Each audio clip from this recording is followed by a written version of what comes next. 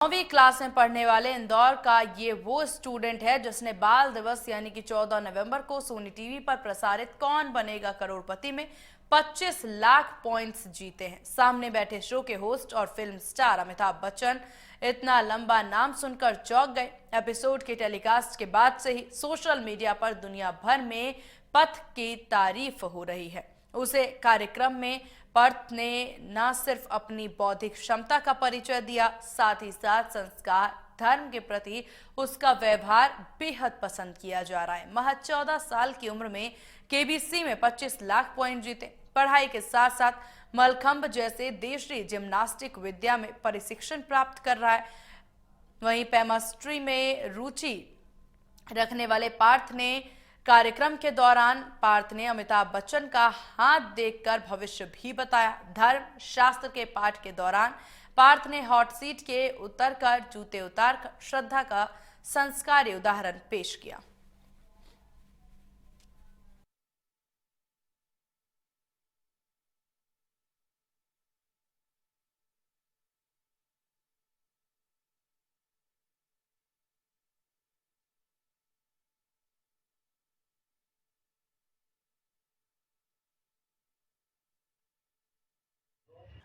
चौदह साल का पार्थ सदी के महानायक अमिताभ बच्चन के सामने एक खेल है केबीसी। उस खेल के अंदर दुनिया के सामने एक ऐसा एग्जाम्पल सेट किया पार्थ ने कि दुनिया ये वाहवाही करती है कि चाहे उसने 25 लाख पॉइंट जीते हों, लेकिन उनसे ज़्यादा दिल जीता है। पार्थ इस वक्त मेरे साथ में मौजूद हैं।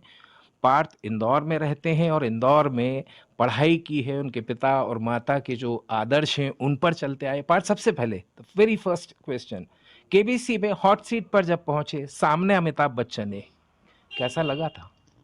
शुरुआत में तो मुझे डर लग रहा था कि मैं कुछ बोल ना दूं, मैं कुछ ये ना कर दूं। मुझे अपने हर एक्शन से पहले मैं 2 बार सोच रहा था कि मैं क्या करूं, क्योंकि सर का ऑरा ही ऐसा है कि एक आदमी उनके सामने बोलने से 100 बार सोचता है।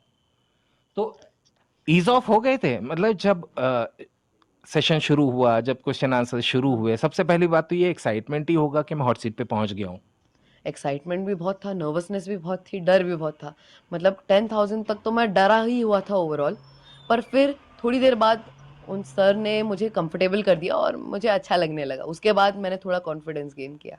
अच्छा, दुनिया कहती है कि अमिताभ बच्चन सदी के महानायक है, लगा वाकई में कि इतना बड़ा हो रहा है वो? हाँ, मुझे बिल्कुल ऐसा लगा, क्योंकि एक तो पहली बार जब वो सामने आए, मुझे ये खुशी नहीं थी कि मैं केबीसी में आया हूँ, मुझे उससे कुछ फ़र्क नहीं पड़ा। मुझे बस ये लग रहा था कि मैं सर के सामने बैठा हूँ और ये आप बता सकते हैं वहाँ की जो ऑडियंस है, हाँ, हाँ। उनसे, Was क्योंकि it? Okay. यस, वो इतना चिल्ला रहे थे, they clapped so much, they cheered so much for him. So that means he is an ultimate celebrity in the world. Yes, he is. Now, Parth, coming back to you. Now you seem to be a celebrity in the world. तुमने ऐसे example set किए हैं उस programme के अंदर, आपका जूते उतार देना, आपका अपना बैकग्राउंड मलखम का, उसके अलावा जिस कॉन्फिडेंस के साथ में आपने केबीसी के अंदर अपना जो पड़ाव पार करते गए थे, ये सब कैसे पॉसिबल हुआ? फर्स्ट एंड फॉरमोस्ट, वो जूते उतारने वाला जो सिनेरियो था, कि पापा ने सिखाया था, मम्मी ने सिखाया था, या मन से किया था? उस वक़्त तो मैंने मन ही से किया था वो, क्योंकि मैं हमारे हिंदू स्क्रिप्चर्स के बारे में कुछ रिसाइट कर रहा हूँ, और अगर हम उसे रिसाइट करते वक़्त उसे रिस्पेक्ट नहीं दें, तो उसका कोई मतलब नहीं है। इसलिए मैंने उस वक़्त अपने जूते उतारे थे।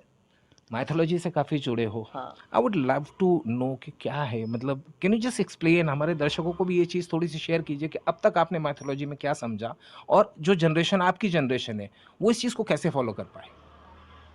मैंने माइथोलॉजी के बारे में मुझे पहले पता नहीं था, पर घर में पूजा-पाठ का माहौल था, तो इसीलिए शुरुआत से मुझे माइथोलॉजी में इंटरेस्ट था। पर फिर कोविड टाइम जब आया, जब सबके पास फ्री टाइम था, मुझे लगा and how old were you that time? At that time 2020, right, so 10 to 11। 10 to 11, okay. Yes. So उस टाइम पे मैंने सोचा कि अपना टाइम किसी फ्रूटफुल चीज़ में यूटिलाइज़ करते हैं। Okay. So I started learning about mythology and it was really great. तो वन थिंग जो आई लर्न फ्रॉम दैट, कि वो आपके लाइफ के हर एक क्वेश्चन को आंसर कर देगी। मतलब गीता में आपके लाइफ का हर एक क्वेश्चन लिखा है, आपको डिसीजन लेने से पहले क्या करना चाहिए वो तक लिखा है उसमें। तो इसीलिए आजकल के जो जेन ज़ी जनरेशन है, उसको, उसके लिए ये एक एग्जाम्पल है। कई गलतियां है हमारे स्क्रिप्चर्स में जो कि दोहरानी नहीं जानी चाहिए। वो एक संदेश है, भले वो कहानियां सच हो या ना हो, मैं तो मानता हूं कि सच है, लेकिन वो सच हो या ना हो, वो हमारे लिए एक सीख है। सीख है, और वाकई में धर्म सिखाता ही सीख है और अच्छी सीख देता है। पार्थ, आपने जिक्र किया जेंजी का। हाँ। हाँ ठीक है, अमित भाई भी बैठे हैं। आजकल की जेंजी की चीजें हमें समझ में नहीं आती, कुछ समझाओ ना, क्या क्या अलग क्या है आप लोगों में? हमें कुछ अलग नहीं है, हम वही जनरेशन है जो पहले आके गई, बस एक नाम दे दिया है हमें जेनजी। हमें कुछ अलग नहीं है, बस वही पुराने बच्चे, बस हमारे शौक नए हैं। शौक नए हैं, हाँ। लर्निंग नई है। आपकी आईक्यू आप लोगों का डेफिनेटली बहुत ज्यादा है। चलो अपन केबीसी पे वापस आते हैं। केबीसी में जैसे जैसे पड़ाव आ रहे थे, क्वेश्चंस डिफिकल्ट होते जा रहे थे, तैयारी करके गए थे या it was just right I am going for the show? ऐसे तो I am going for the show वाला ही एटीट्यूड था मेरा, ओके। पर थोड़ा बहुत कराया था क्योंकि इतने बड़े प्लेटफॉर्म पे मुझे आने का मौका मिल रहा था, तो कुछ तो पढ़ना चाहिए। इसलिए मैंने करंट अफेयर्स करना शुरू किया, क्योंकि Okay. मेरा ज्ञानास्त्र माइथोलॉजी था, हाँ, इसलिए हाँ। मैंने माइथोलॉजी के बारे में थोड़ा सा और पढ़ना शुरू किया। Okay. और मम्मा पापा को सबसे बड़ा श्रेय जाता है, मम्मा ने मुझे करंट अफेयर्स कराया और पापा मुझे रोज कोई ना कोई नई न्यूज देते थे। मैम को बुला ही लेते हैं। मैम प्लीज आप आइए, जब तक मैं से एक सवाल और पूछ लेता हूँ। पार्थ, स्कूल लाइफ तो नॉर्मल है, हाँ। पढ़ाई लिखाई नॉर्मल है, एम्बिशन क्या लाइफ में? हाल फिलहाल में तो मैं कंफ्यूज हूँ इस बारे में Okay. कि मुझे क्या करना है फ्यूचर में, क्योंकि बहुत सारे ऑप्शंस हैं। कभी लगता है डॉक्टर बन जाऊं, कभी लगता है एक्टर बन जाऊं, कभी लगता है पामिस्ट्री आती तो ज्योतिष बन जाऊं। पामिस्ट्री वाला भी सिनेरियो था केबीसी में, हाँ। वो क्या था, मतलब कुछ समझाएंगे?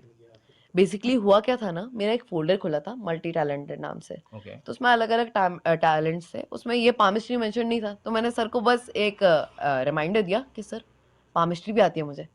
तो सर आए, खुद उठ के आए और उन्होंने मुझसे अपना हाथ पढ़वाया। ओके, और क्या पढ़ा साहब? मैंने ये पढ़ा कि आपकी उम्र के बावजूद आपका करियर हमेशा स्टेबल रहेगा, आपको हमेशा लोगों से प्यार मिलता रहेगा, और पर आपके सर के ऊपर एक प्रिडिक्शन की मैंने उनके बारे में, आपके सर के ऊपर जिम्मेदारी बहुत रहेगी। उस पर उन्होंने ये कमेंट किया कि एक बड़ी जिम्मेदारी तो अभी हमारे सामने सामने बैठी है। Okay, that was something great. वो बहुत शानदार था। अच्छा पार्थ, इस इंटरव्यू के बाद में अमित भाई मैं अपना हाथ जरूर दिखाऊंगा इसको। मैम एक सवाल आपसे। ही शार्प, बहुत शार्प है, बहुत टैलेंटेड है। मलखम्ब वाला सिनेरियो, एक छोटा सा बच्चा, दुबला पतला सा बच्चा, ये कैसे कर पाया था? ये एक्चुअली दुबला पतला रहना ही इसलिए चाहता है, ये हमेशा फिट रहना चाहता है क्योंकि इसका एक यूनिक स्पोर्ट है मलखम्ब, ओके। तो he wants to stay fit always. और ये थोड़ी सी हटके ही चीज़ें करना चाहता है शुरू से, जो नॉर्मल बच्चे करते हैं एक लीक वाली चीज़ें, वो पार्थ को कभी भी अट्रैक्ट नहीं करती है, इसको थोड़ी सी डिफरेंट चीज़ें पसंद है। तो वो ट्रेड्स तो कहीं ना कहीं अमित भाई से ही आया, क्योंकि अमित भाई लीग से हटके ही कभी ये पीआईएल लगा रहे हैं, कभी कुछ कर रहे हैं। से किस तरह का रहा पार्थ? बचपन से ही मैं बताऊं, जब ये शायद 4 साल का था या 5 साल का था, तब से जिम्नास्टिक जा रहा है। ओके। तो इसने जिम्नास्टिक सबसे पहले परस्यू किया। उसके बाद जब स्कूल में इसको ऑप्शन मिला कि कौन सा स्पोर्ट इसको लेना है, तो इसने खुद से ही हमें बताया कि मुझे मलखम्ब चाहिए, क्योंकि मुझे इसमें बहुत इंटरेस्ट आ रहा, मुझे आपको देख पता था मलखम्ब क्या था उस समय? हाँ, मोटा मोटा पता था, पर होता पता क्या? था। हाँ, पर मुझे थोड़ा सा डर भी लग रहा था कि एक पोल पे इसको बिना कपड़ों के तेल लगा के इधर से उधर ऊपर होना है। थोड़ा इनिशियली मैं इसकी मदर से भी यही डिस्कस करता था कि क्यों भाई इसको इसमें हम लोगों ने डाल दिया है। कई बार ये आता था स्कूल से, तो वो ऑयल वगैरह के कारण इसको रैशेस भी हो जाते थे, ओके। क्योंकि अभी की जनरेशन के बच्चे हैं, थोड़ा सा टफ वो नहीं है हम लोगों के जैसे। तो मुझे इसको वही देख के डर लगता था कि ये जब वहाँ से आता था मलखम्ब के बाद, तो कभी पाँव में रैशेस हैं, हाथ में रैशेस हैं, बट इसने कभी भी क्विट नहीं किया, ये कंटिन्यू करता रहा, और उसका कहीं ना कहीं उसको आज उसको बेनिफिट मिल रहा उस है। चीज का बेनिफिट डेफिनेटली मिला। पार्थ, एक आखिरी सवाल आपसे ले लेता हूँ। पापा कह रहे हैं कि आजकल की जो जनरेशन है उतनी मजबूत नहीं है, मतलब ये मान रहे हैं कि हमारी जनरेशन है वो ज्यादा मजबूत थी, क्या बोलोगे? मैं बोलूंगा कि आजकल की जनरेशन को कॉन्फिडेंस नहीं है कि वो मजबूत है तो वो उतने ही मजबूत जितने जितने बच्चे रहे, बस वो कॉन्फिडेंस की कमी है। अगर वो एक बार कॉन्फिडेंस आ जाए तो हम पिछली वाली जनरेशन को बीट कर सकते हैं। बीट कर सकते हैं। Any message from your side for your generation? Just be confident, फिर आप कुछ भी अचीव कर सकते हो आपकी लाइफ में। देखिए यही होता है कॉन्फिडेंस। और जिस जेनजी का जिक्र पार्थ कर रहे थे, वही जेनजी को उन्होंने एक ही सबक दिया है कि be confident, you can achieve anything. Viren Raikwar के साथ मैं अतियाब शेख, इंडिया न्यूज, इंदौर।